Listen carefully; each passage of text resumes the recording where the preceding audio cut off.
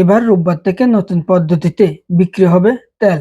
দীর্ঘমেয়াদে যাতে দেশে জ্বালানির সংকট না হয় সেজন্য রোববার ৮ মার্চ থেকে রেশনিং পদ্ধতিতে জ্বালানি তেল বিক্রি করা হবে বলে জানিয়েছেন জ্বালানি প্রতিমন্ত্রী অনিন্দ্য ইসলাম অমিত। শুক্রবার পরিবাগের পেট্রোল পাম্প পরিদর্শন শেষে এসব কথা বলেন জ্বালানি প্রতিমন্ত্রী অনিন্দ্য ইসলাম অমিত। এ বিষয়ে লিখিত নির্দেশনা পেট্রোল পাম্পগুলোকে দেয়া হবে বলেও তিনি জানিয়েছিলেন। প্রতিমন্ত্রী বলেছেন যে সংশয়টি জনগণের তৈরি হয়েছে, আমরা সেটাকে অস্বাভাবিকভাবে দেখছি না, কারণ একটি যুদ্ধ অবস্থা বিরাজ করছে, ফলে একটা দুশ্চিন্তা বিরাজ করছে। কিন্তু আমি আশ্বস্ত করতে চাই, জ্বালানি তেল নিয়ে দুশ্চিন্তার কোনো কারণ নেই। আমাদের কাছে যথেষ্ট মজুদ রয়েছে। গত কয়েকদিনে আমরা কয়েক গুণ বেশি তেল সাপ্লাই দিয়েছি। ক্রেতারা স্বীকার করেছেন, তারা বেশি করে তেল নিচ্ছেন। এই আতঙ্ক দূর করতে হবে।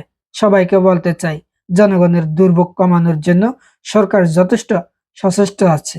তিনি আরো বলেন, আন্তর্জাতিক বাজারে অস্বাভাবিকভাবে জ্বালানি তেলের মূল্য বেড়েছে, ফলে এটি একটা চাপ তৈরি করেছে। স্বাভাবিকভাবেই আমাদের সমন্বয়ে যেতে হবে। আমরা চেষ্টা করব দাম না বাড়াতে, তবে একান্তই না পারলে তখন জনগণের সঙ্গে আমরা তা শেয়ার করব। পাশাপাশি আমরা দেশবাসীর সমর্থন কামনা করছি।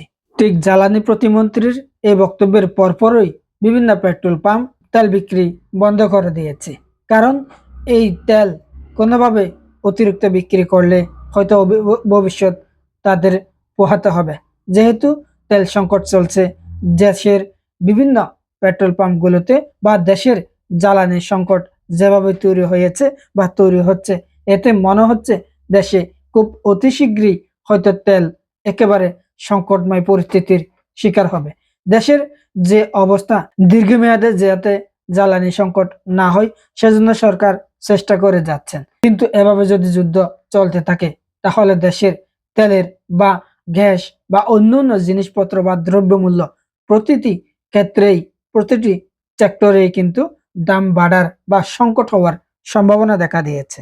পাশাপাশি সংকটের আরো একটি মূল কারণ হয়ে দাঁড়াতে পারে অসাধু ব্যবসায়ীরা, যারা নাকি অতি মুনাফার জন্য যারা নাকি মজুত করে রাখে বিভিন্ন দ্রব্য বা বিভিন্ন নিত্যপণ্য। তাদের কারণেই হয়তো দেশের সংকটময় পরিস্থিতি সৃষ্টি হতে পারে। তাই অতি দ্রুত সময়ের মধ্যে যারা নাকি অসাধু ব্যবসায়ীরা, যারা নাকি বিভিন্ন জিনিসপত্র মজুত করে রাখে, দীর্ঘমেয়াদী যেন ব্যবসা বাণিজ্য করার জন্য মজুত করে রাখে, তাদেরকে মজুত করতে না পারে মতো ব্যবস্থা নিলে হয়তো অনেকটাই নাগালের ভেতরে থাকবে। নয়তো সবকিছু জিনিসপত্র নাগালের বাইরে চলে যাবে যদি এই যুদ্ধ অবস্থা আরো চলমান থাকে। যুদ্ধ পরিস্থিতি, সংকটময় পরিস্থিতি, দেশের যে বর্তমান প্রেক্ষাপট, নতুন সরকার, সবকিছু মিলিয়ে কিন্তু দেশের একেবারে একটা খুবই অরাজকতা পরিস্থিতি তৈরি হতে পারে।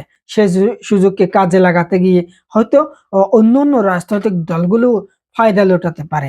অতএব সরকারকে সতর্ক থাকতে হবে, আগেভাগে সরকারকে সাবধান থাকতে হবে, যেন অন্য কোনো পক্ষ এসে এই জায়গাতে বাংলাদেশের মাটিতে হাত দিতে না পারে, বা অন্য কোনো তৃতীয় পক্ষ এসে যাতে এই বাংলাদেশকে আবারও দখলে নিতে না পারে। সেজন্য সোচ্চার থাকতে হবে, সাবধান থাকতে হবে।